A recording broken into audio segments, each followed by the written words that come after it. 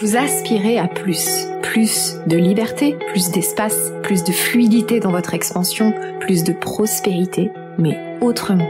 Ici, on ne cherche pas à faire plus, on cherche à créer mieux, à trouver un mouvement qui nourrit au lieu d'épuiser, un chemin où l'ambition ne s'oppose plus à la conscience. Bienvenue dans un nouvel épisode de Vérité. Et si faire différemment n'était pas risqué, mais profondément cohérent? Dans cet épisode de Vérité, je vous propose un temps d'écoute particulier, un moment pour vous relier à ce que vous savez déjà au fond de vous, que vos décisions les plus puissantes ne ressemblent à aucune règle toute faite. Vous allez entendre une conversation avec une femme qui a choisi de créer une entreprise à partir de sa propre traversée, de ses valeurs, de ses doutes, de son corps. Une femme qui a préféré la justesse à la vitesse, l'intégrité au compromis, la cohérence au scaling. Alors si vous vous sentez parfois hors tempo, à contre-courant, simplement en train de réinventer votre manière de réussir, je crois vraiment que cet épisode va vous faire du bien. Bienvenue dans Vérité, le podcast à la croisée du business, de l'âme et du vivant. Et si vous sentez que votre expansion passe par un autre chemin, venez découvrir nos parcours de transformation sur nous.ceo.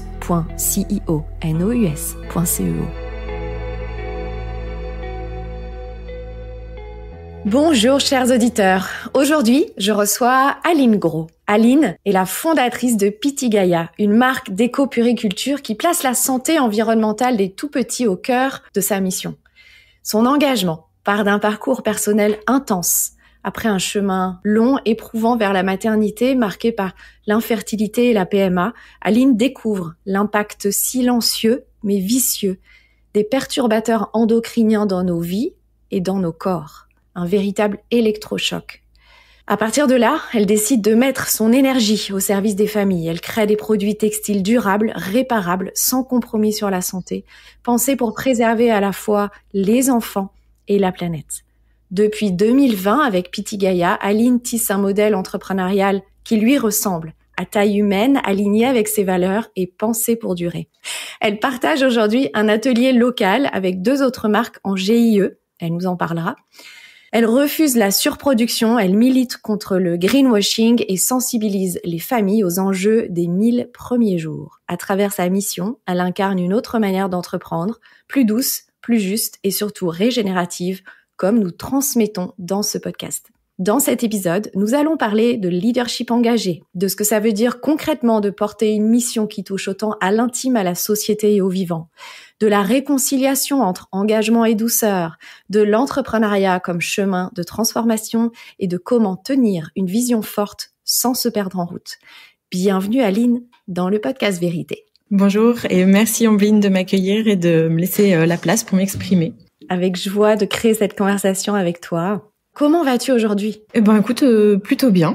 On fait quotidiennement face à des hauts, des bas dans l'entreprise, mais je fais en sorte que ça n'atteigne le moins possible, en tout cas que ça n'altère pas la joie d'aller travailler tous les matins dans mon entreprise.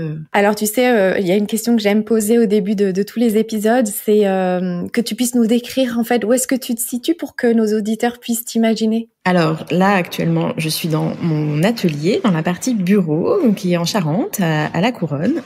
J'ai un espace showroom, bureau, où on met un peu en commun nos produits avec les 2 autres marques avec qui je travaille. On est toutes dans le domaine de l'enfance, donc c'est très cohérent de faire un joli showroom avec des vêtements pour bébés évolutifs avec petits potes et puis des couches lavables pour belles pousses et puis mes créations de Pittigaya et puis juste à côté peut-être que vous aurez l'occasion d'entendre les machines mais il y a l'atelier qui est juste à côté où il y a Zoé qui travaille sur nos marques. Est-ce que tu veux nous dire un petit peu comment vous êtes organisé chez Pittigaya ?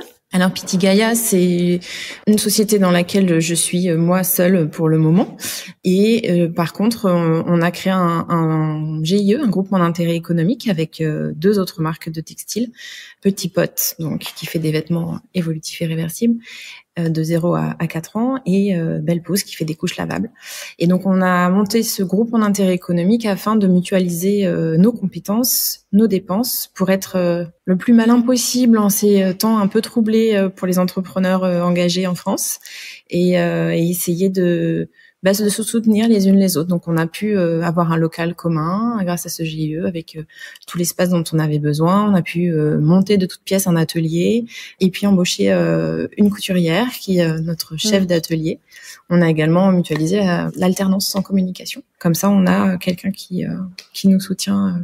Tu as fondé Pitigaya avec une intention claire, presque militante, de préserver la santé des tout-petits et de la planète. C'est évidemment une mission essentielle, puissante, engageante, mais aussi une pression invisible.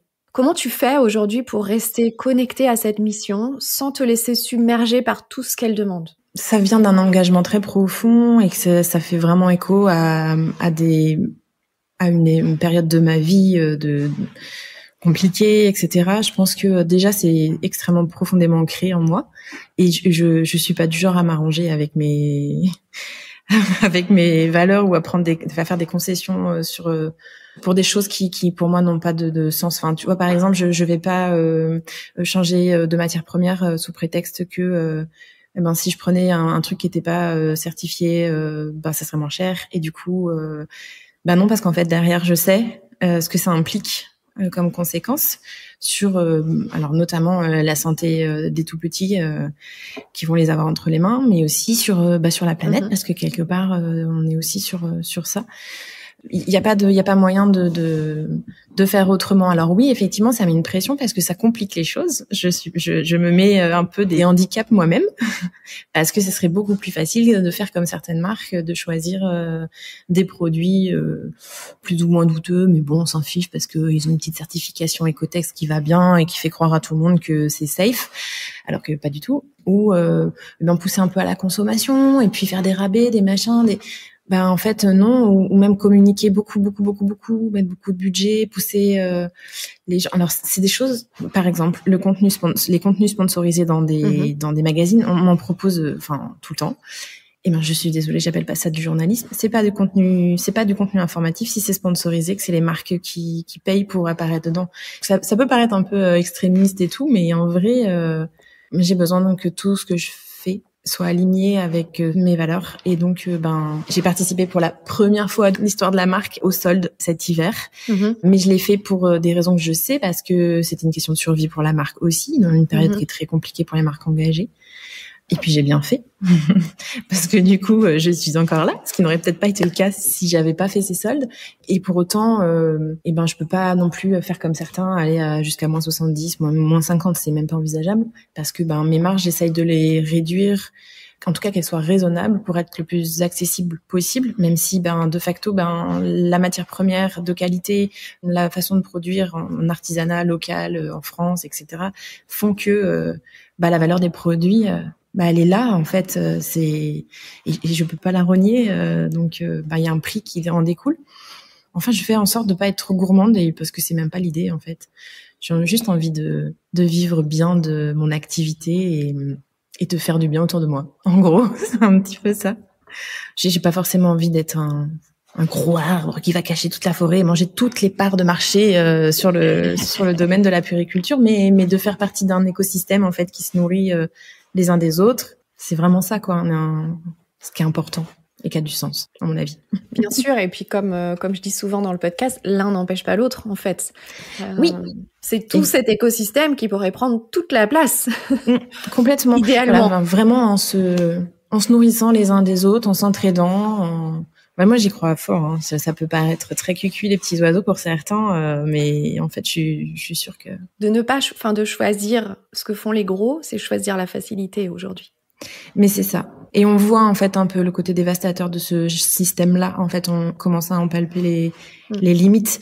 Donc moi je veux pas de ça en fait, je veux pas faire partie de ça. Je veux pouvoir dire, il y avait un mouvement il y a quelques années qui avait été lancé, je sais plus, c'était avec un photographe, je crois, qui prenait des photos en photo des gens qui avaient une pancarte et qui disait par rapport à l'écologie ou par rapport à pour la planète, sauvegarde de la planète et tout, les gens avaient une petite phrase en mode au moins j'aurais essayé, ou je veux pouvoir dire à mes enfants que j'ai fait de mon mieux en fait pour leur avenir. Enfin, voilà, c'est ça que je fais.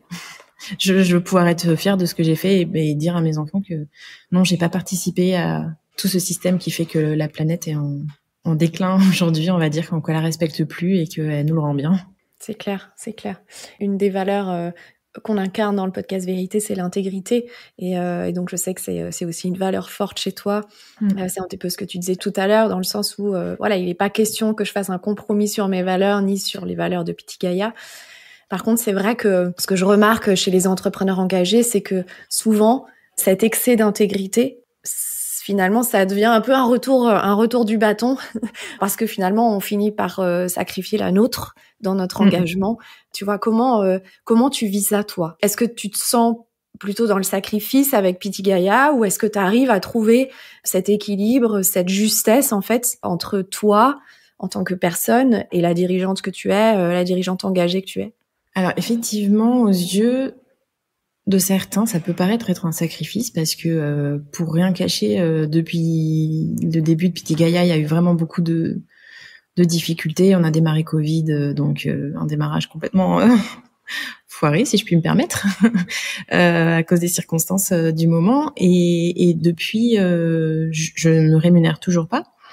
Donc ça peut paraître comme étant un sacrifice, mais en fait, je le vis pas du tout comme ça.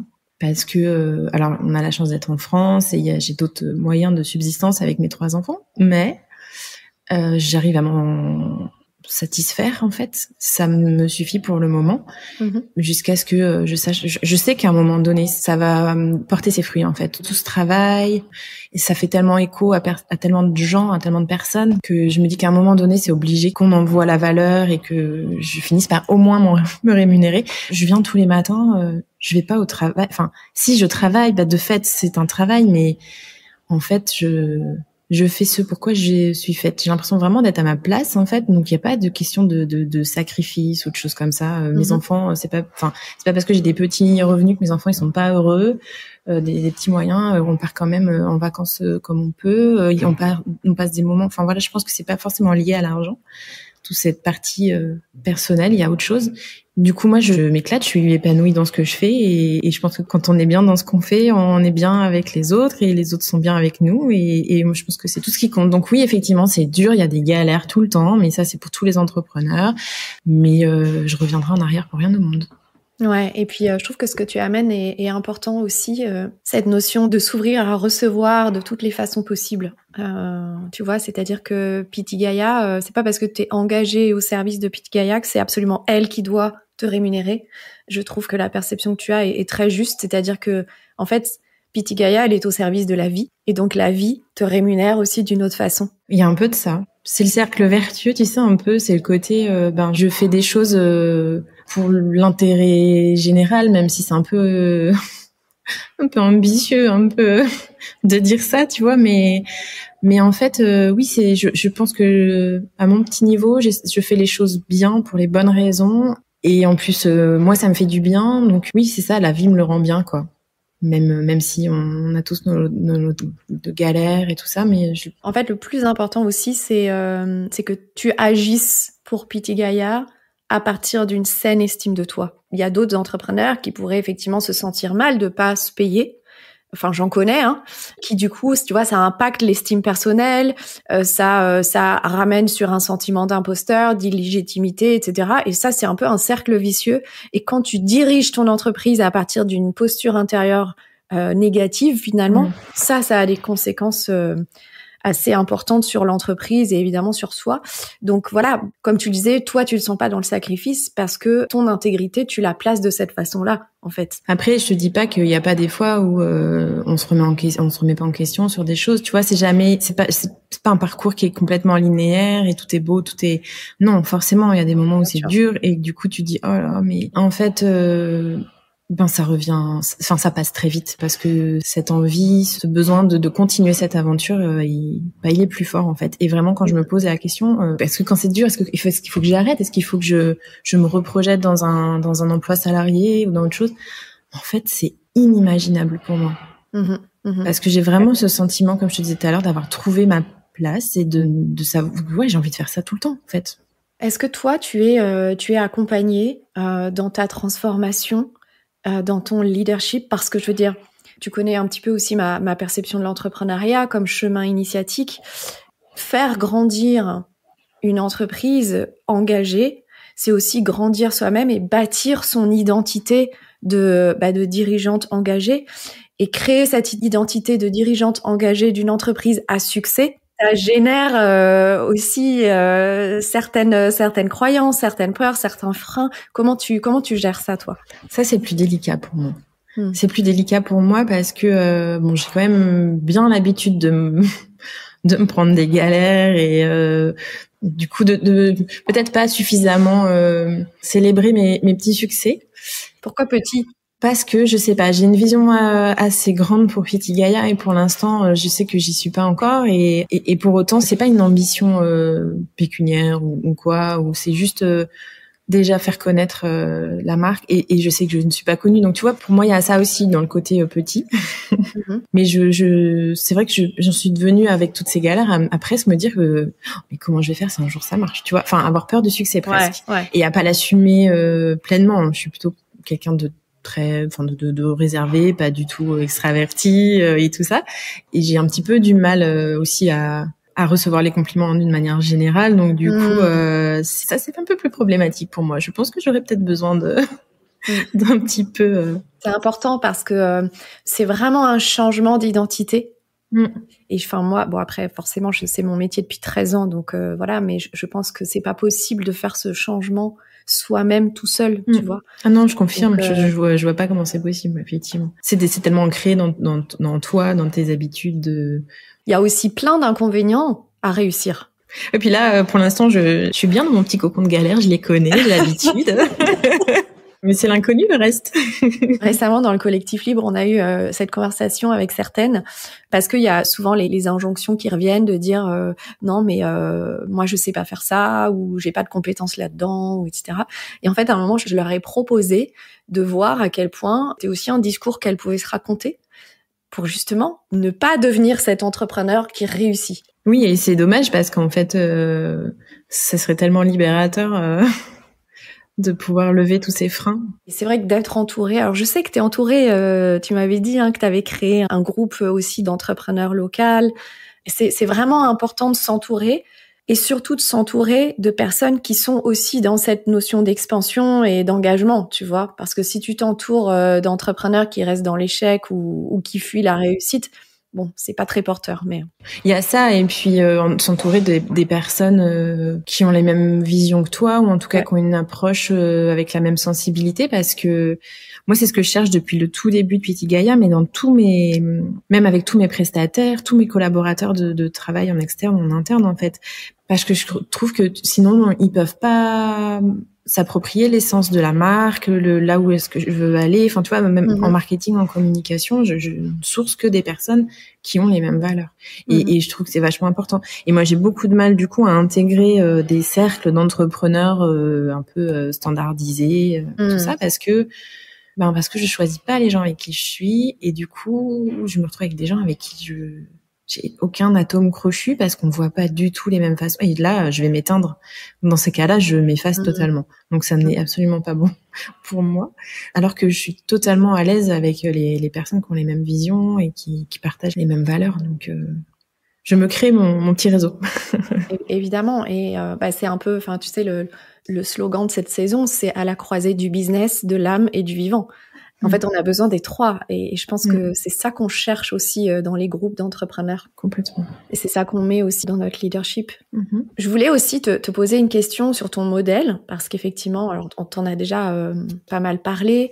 Tu construis un modèle un peu à contre-courant des logiques classiques, tu vois, pas de surproduction, un atelier partagé, une approche coopérative, une pédagogie quotidienne avec les familles. Qu'est-ce qui est dans tout ça, et au-delà de ce que tu nous as déjà transmis, qu'est-ce qui est le plus exigeant pour toi dans ce choix d'entrepreneuriat régénératif? J'étais plutôt, avant d'entreprendre, je pense que j'étais un peu je suis toujours un peu comme ça par certains côtés, à vouloir un peu les choses vite. En fait, que les choses aillent vite. Et finalement, je me rends compte avec Pitti Gaia que ça marche pas comme ça la vie. On peut avoir de grandes idées, de grandes envies, mais si on veut que ça tienne sur la durée, il faut prendre le temps d'enraciner ces bases, vraiment de poser et de prendre du temps en fait pour construire petit à petit son modèle, son business, et que bah oui, il y a des sagas d'entreprises qui explosent en très peu de temps, mais derrière ça donne quoi en fait? Ça donne des choses que je veux pas pour la mienne. Donc je préfère que effectivement ça prenne on prenne du temps, mais que les bases soient solides. Quand je repense à comment j'ai pensé le projet au départ, je sois toujours alignée avec aujourd'hui, c'est hyper rassurant parce que je me dis que 5 ans ont passé et que en fait je suis toujours hyper alignée avec ma vision, avec mes valeurs, avec tout ça, et c'est très rassurant pour la suite. Donc je me dis que voilà, cette expansion, c'est en fait c'est pas aller plus vite, plus loin, tout ça, c'est aller plus loin, mais petit à petit, étape après étape. De toute façon, dans la vie, des fois on a des choses qui s'accumulent, qui se précipitent, des problématiques, des choses, mais tout se résout un pas après l'autre. Parce qu'on peut pas tout gérer en même temps, et je pense que ça marche un peu aussi pareil pour une entreprise qui va durer, qui va tenir vraiment, et qui va amener des choses différentes. En tout cas, c'est comme ça que je vois les choses. Je grandis, mais au rythme que j'ai choisi et que je construis petit à petit, quoi. Ouais, et ne pas tomber dans le piège du temps, c'est de l'argent, et donc il faut se précipiter partout, quoi. Oui, parce que c'est vite fait, en fait. En plus, il y a tellement de sollicitations, il y a plein de pièges à éviter. Il faut esquiver certaines choses, mais je veux pas me laisser déséquilibrer par ce genre de choses, et je veux garder ma voie step by step. Et puis, ça n'empêche pas que à chaque jour, bah, tu fasses de ton mieux et que tu poses les actions les plus importantes. Oui, c'est pas stagner dans son petit coin ou faire. Enfin non, c'est pas. C'est vraiment comme quand on construit un édifice, un truc, ou quand une plante elle pousse, elle prend son temps, mais en fait elle pousse. Enfin, donc c'est un peu ça aussi. Effectivement, tu as posé les fondations de ce projet aligné à tes valeurs. Mais effectivement, dans tout ce que tu partages, on sent vraiment qu'il y a une nouvelle phase qui est en train de s'ouvrir pour toi. Quelle est la réalité en fait de ton expansion aujourd'hui, de celle de Pitti Gaia? Est-ce qu'il y a un nœud quelque part, ou un cap que tu te sens prête à dépasser, mais qui nécessiterait peut-être encore du temps, du soutien ou un ajustement intérieur? Il y a eu déjà pas mal de bouleversements au cours de la vie de la marque, parce qu'elle a été portée par une première société qui a été fondée Covid, qui a été liquidée fin 2022, qui devait être reprise avec moi dans le système, mais plus de la même façon. Et puis finalement, ça s'est pas fait. Et finalement, j'ai repris les actifs de la marque. Et finalement, j'ai remonté une entreprise. En toi, c'était déjà vachement les montagnes russes. Enfin, c'était très. Et là, j'en suis à un moment où effectivement, il faut que je change aussi. Enfin, que voilà, c'est très cyclique en fait aussi. C'est-à-dire que à peu près tous les 2 ans, il se passe des changements. Il y a un changement qui fait que la marque va toujours exister, mais qu'il faut que je prenne une autre forme juridique. Et j'ai une personne qui veut venir s'associer avec moi aussi dans l'aventure, donc qui va me permettre de quelque part avoir un espèce de renouveau avec un nouveau dynamisme, une vision qui est toujours aussi alignée avec la mienne, mais avec un savoir-faire qui va nous permettre de proposer plus de choses. Il y a une nouvelle société qui est en cours de réflexion pour porter cette marque qui restera la mienne, mais qui va être portée d'une façon différente et de façon un peu plus collective aussi, parce que c'est une aventure que j'ai portée seule longtemps, mais que je veux collective d'une manière ou d'une autre. C'est pour ça que je me suis rapprochée d'autres entrepreneurs pour créer mon petit réseau, mais là, du coup, vraiment quelqu'un qui porte avec moi la marque, ses valeurs et tout ça, ça faisait longtemps que j'avais pas eu. Et là, ça, c'est chouette. Comment tu l'as rencontrée? Je travaillais avec elle déjà depuis 1 an et demi, parce que elle est responsable de l'atelier de confection qu'on a mutualisé avec d'autres marques, et dans lequel elle fabrique quelques articles pour Pitti Gaia, mais j'en fais encore beaucoup moi-même. Et elle est complètement alignée avec ma vision et tout, et elle me ramène une bouffée de fraîcheur qui fait beaucoup de bien. Ok, magnifique. J'ai hâte de voir ce que ça va donner, ce nouveau duo. En fait, j'avais oublié ça, que t'avais, en fait, Pitti Gaia, tu l'as racheté. Ça, c'est un truc de méli-mélo d'entrepreneur. Je me dis, en fait, j'ai eu l'occasion de discuter il y a pas très longtemps avec une autre entrepreneur qui a dû liquider elle aussi, qui était engagée Made in France et tout, et qui disait très justement, en fait, on nous apprend quand on crée notre entreprise, on nous soutient vachement, on nous donne plein de pistes, plein de machins, mais en fait on nous explique jamais comment ça se passe si jamais ça se passe pas bien. En fait, quelle est la suite? Et on n'est absolument pas accompagné dans cette partie-là. Et moi, j'ai subi ça. Enfin, oui, je l'ai subi parce que c'était pas de mon fait. J'ai subi la liquidation d'une entreprise à cause de la période Covid. Je venais juste de commencer. On avait tout lancé, tout était prêt, c'était calé. Et puis, plus de boutiques ouvertes, donc du coup, plus de revendeurs, pas de salons. On avait prévu des salons sur nos premiers mois d'activité, rien du tout. Enfin, du coup, j'ai absolument pas généré de chiffres au début. Et je me suis retrouvée très vite en liquidation. C'est vraiment, pourtant, on faisait tout ce qu'on pouvait, mais c'était une période tellement particulière, sans précédent. Donc ça, je l'ai vraiment subi. Et du coup, c'est un truc que je me suis dit, c'est important de partager cette expérience déjà. La société qui portait la marque s'est retrouvée en liquidation. Et puis, s'était posé la question du rachat des actifs, etc. Et moi, je voulais absolument rester propriétaire de la marque. Parce que c'était quelque part c'est un peu mon identité et j'y ai mis tout mon cœur et toutes mes valeurs et pour moi ça a un sens de la garder. Je voulais continuer à pouvoir en faire quelque chose d'une manière ou d'une autre et on m'a autorisé à la garder. Il a fallu que je la rachète. Il a fallu que je la rachète, que je rachète le fruit de mon travail, mais bon c'est comme ça que ça se passe pour avoir le droit de continuer à l'exploiter et à développer son potentiel. À l'INPI, pour m'être renseignée, il m'avait dit non, en fait, je comprends pas qu'on vous demande de la racheter parce que pour nous, elle vous appartient en nom propre en fait. Et pour avoir la paix et pour avoir la certitude, je l'ai racheté au mandataire qui était mandaté pour la liquidation de mon entreprise pour me dire mais en fait il y a pas moyen que je la laisse partir. Ça aurait été dur. Et ça veut dire quoi Pittigaya? Alors, Pittigaya, c'est un petit mélange entre du tahitien et du grec, je crois, parce que Gaïa, c'est mère nature. Ouais. Et en tahitien, Piti, ça veut dire deux. Et à l'origine, on était deux sur ce projet. Et donc, on était deux mères nature et j'avais une associée qui était tahitienne. Du coup, c'est vraiment encore plus cool que je me retrouve encore avec une autre personne. Et du coup, être deux, ça me tient à cœur. Et qui ait les mêmes valeurs, tout ça. Voilà, c'est deux mères nature, c'est... Pour compléter cette conversation, cet épisode, qu'est-ce qui te semblerait important de transmettre d'autre à nos auditeurs? Quand on est entrepreneur, le plus dur, des fois, c'est d'oser, mais c'est aussi de persévérer. On m'a dit un jour qu'il y a que ceux qui abandonnent qui n'y réussissent jamais. Et ça définit très bien la philosophie que j'ai pour Pittigaya, c'est-à-dire que, en fait, je n'abandonnerai pas, il faut y croire. Bien sûr, je veux pas culpabiliser certains qui se disent non mais moi j'ai arrêté, mais parce qu'en fait ça dépend de chacun comment on le ressent. Si effectivement les inconvénients prennent le dessus sur les avantages, que ça devient un fardeau, bien sûr qu'il faut arrêter. Mais si vous y croyez très fort et que pour vous il n'y a pas d'autres possibilités, vous pouvez que y arriver.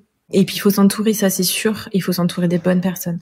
Voilà, il y a ces deux choses, la persévérer quand on croit très fort en ce qu'on fait. Parce que c'est en arrêtant, je pense qu'on aura des regrets.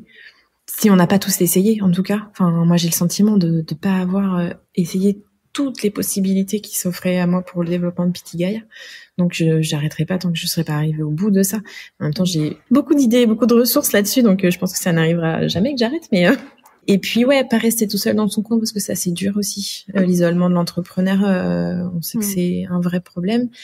Mais il faut pour autant pas s'entourer des mauvaises personnes, quoi. Il faut les choisir, il faut que ce soit des personnes qui vous apportent quelque chose. Je parle pas d'argent, mais je parle humainement et dans votre vision de l'entrepreneuriat, c'est important. D'être aligné vraiment de bout en bout. De pas se mentir à soi-même non plus, quoi. De pas faire. Oser voir la vérité. On ouvre les yeux, et on se découvre aussi dans ces parcours-là.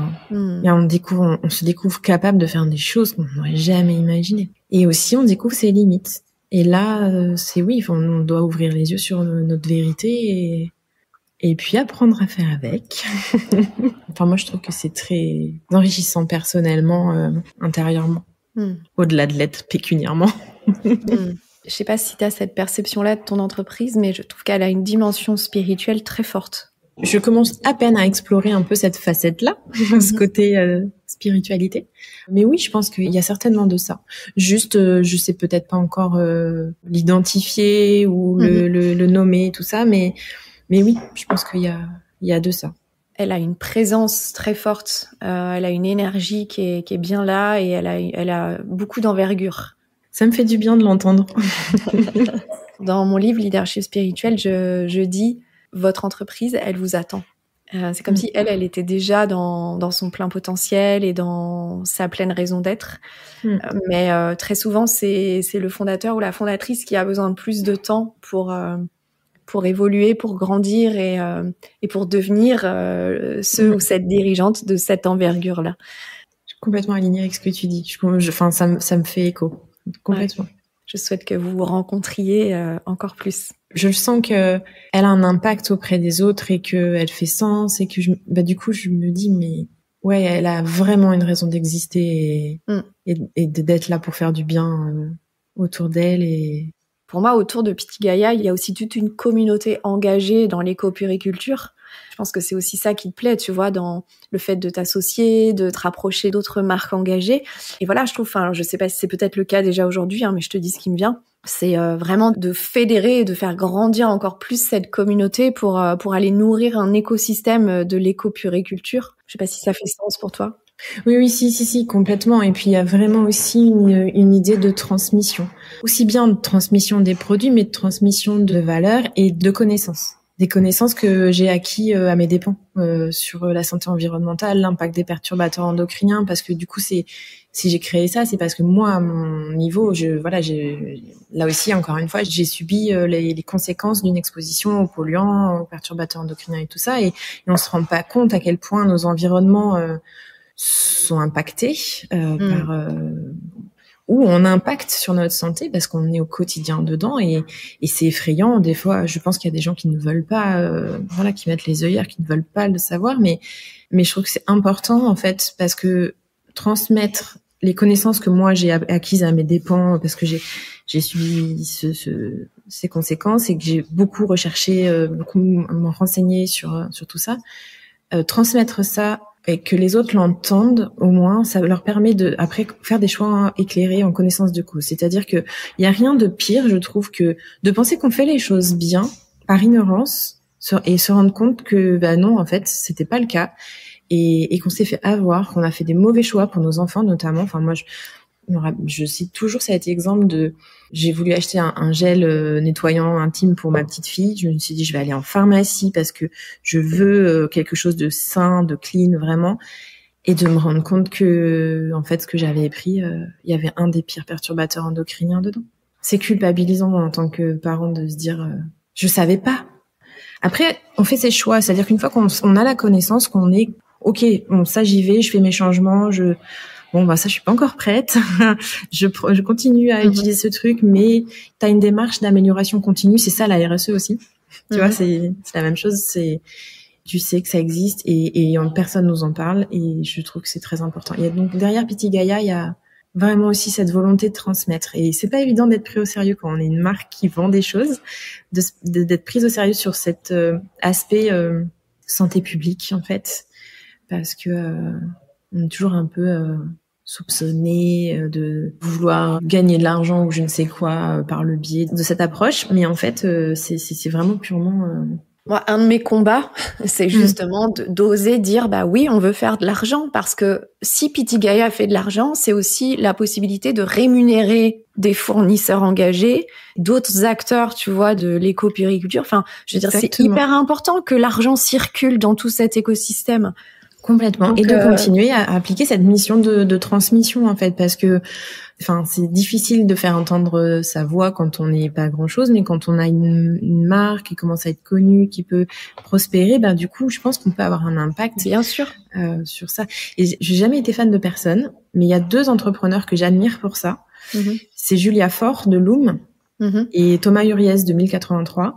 À mon sens, leur entreprise leur a permis de devenir un peu le porte-voix de quelque chose.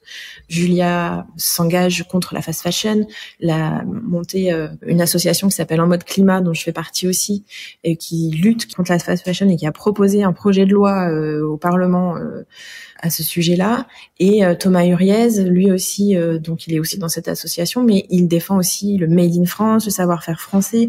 Et ce sont vraiment des acteurs engagés qui peuvent porter des combats en fait parce qu'ils ont développé leur marque qui leur a permis de gagner un peu en notoriété, de porter ces valeurs haut et fort et défendre des choses importantes en fait. Ça, c'est ça, je pense, ma vision de la réussite. Yes. Comment cette transmission pourrait prendre encore plus de place dans l'écosystème de Pitigaya? Et donc, non, je dis souvent que c'est devenu un prétexte en fait pour parler de sensibilisation et de montrer que c'est possible de faire autrement aussi, de changer les habitudes de l'industrie conventionnelle de la puriculture, parce que c'est possible de le faire. Si moi à mon échelle je le fais, c'est que c'est possible. Donc il y a vraiment deux choses qui sont entièrement liées et qui se nourrissent un peu l'une et l'autre. Ça me fait penser depuis tout à l'heure à Gaëlle Demout, qui est fondatrice de Sorora. Je ne sais pas si tu la connais. Elle est membre du collectif Libre et je l'embrasse très fort parce que je suis sûre qu'elle va écouter cet épisode. Je la cite souvent en exemple parce que elle a liquidé Sorora cette année. Et en fait, j'ai un peu suivi tout son cheminement intérieur autour de la liquidation de l'entreprise. Et je me souviens de ce moment où elle s'est rendue compte, en fait, Sorora n'était pas devenue ce pourquoi elle avait été créée. Et au départ, c'était un peu comme toi, il y avait plus une notion d'informer, de transmettre, d'éduquer, plus autour des causes féminines, notamment autour des menstruations et des contraintes qu'on subit en tant que femme. Oui. Et en fait, elle a fini par créer Sorora, qui était du conseil pour choisir ses culottes menstruelles, et donc elle représentait plusieurs marques, etc. Et si tu veux, Sorora est liquidée dans la forme qu'elle avait pris, mais finalement, la raison d'être de Sorora, elle est toujours là et elle va pouvoir, l'honorer avec une autre forme juridique en fait, ou un autre cœur de métier. C'est vraiment important, je trouve, dans notre transformation, de toujours revenir à l'essentiel et à la vraie raison d'être de l'entreprise, parce que la quête de croissance ou de rentabilité peut aussi nous faire dévier parfois. Complètement. Et donc de revenir vraiment à l'essentiel du pourquoi on a créé cette entreprise. Oui. Mais c'est la raison pour laquelle aussi je veux pas sacrifier ou vendre mon âme au diable en ouvrant le capital d'une société, en devenant, parce que forcément on va se perdre en chemin. Il y en a tellement d'exemples d'entreprises comme ça qui ont commencé avec une raison d'être, quelque chose, et qui ont ouvert leur capital, et du coup ils doivent rendre des comptes à des investisseurs, et du coup ils sont obligés de faire des choses avec lesquelles ils sont pas forcément alignés, et on perd le message on devient une entreprise beaucoup plus impersonnelle, beaucoup plus... Et tu perds l'essence de l'entreprise. Oui, exactement. Et ça, je veux pas. Donc, c'est pour ça que, un choix d'associés, un choix de collaborateurs externes ou même internes, ça a un impact sur la société, la marque, l'entreprise, et du coup ça se fait posément et faut prendre le temps de bien y réfléchir et de bien voir si on est aligné et si ça match bien, quoi. Il y a ce qu'on appelle ce feeling, tu vois, ces sensations où tu te dis, des fois c'est des coups de cœur, des fois c'est des coups de foudre, même on pourrait dire professionnels, et là il y a pas de doute, quoi. Souvent c'est bon, ça marche bien. Un grand merci à Aline pour cette riche conversation, pour tout ce que tu nous as partagé aujourd'hui. Pour terminer, j'aimerais savoir avec quoi tu repars de cette conversation. Avec de la sérénité. Ça m'a fait beaucoup de bien. En fait, tu vois, c'est des moments comme ça, des parenthèses qui me permettent de me reposer, de me réfléchir à ce pourquoi je fais ça, et qui me conforte encore plus dans mon parcours, dans ce que j'ai entrepris, et du coup je suis sereine. Tu vas prendre des décisions impactantes aujourd'hui à partir de cette sérénité. C'est bien possible.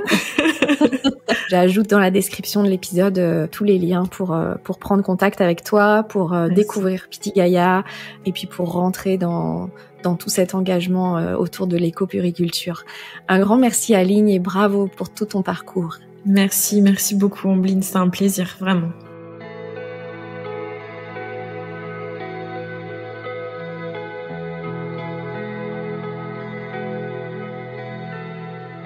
Merci beaucoup Aline pour ta justesse et la transparence de ces mots.